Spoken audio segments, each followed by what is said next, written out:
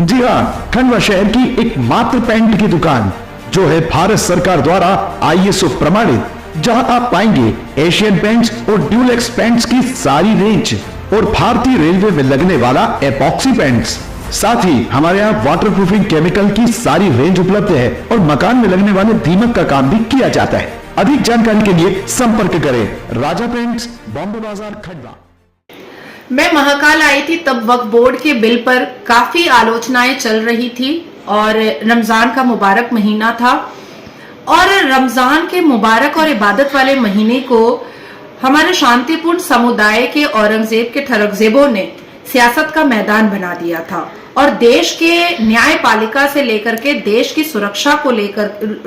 को उन्होंने खतरे में डालने की कोशिश की थी। आवाज ये गूंजाने की कोशिश की थी आतंकियों और जिहादियों ने कि सिविल वॉर करेंगे, शाहीन बाग बनाएंगे। और जिस तरीके से वक्फ बोर्ड बिल पास हुआ और इतनी खूबसूरती से पास हुआ और देश के करोड़ों मुसलमान आदरणीय प्रधानमंत्री के समर्थन में खड़े हुए और सबको न्याय मिलने की अब कहीं ना कहीं अपेक्षाएं बढ़ चुकी हैं। एक दूसरी प्रार्थना और एक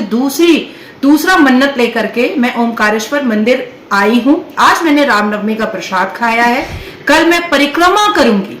और परिक्रमा में सबसे पहले मैं भगवान से मैं प्रार्थना करूंगी कि जिस तरीके से वक्फ बोर्ड का चिट्ठा खुला है और सारे चोर की दाढ़ी के तिनके हमने गिने हैं, उसी तरीके से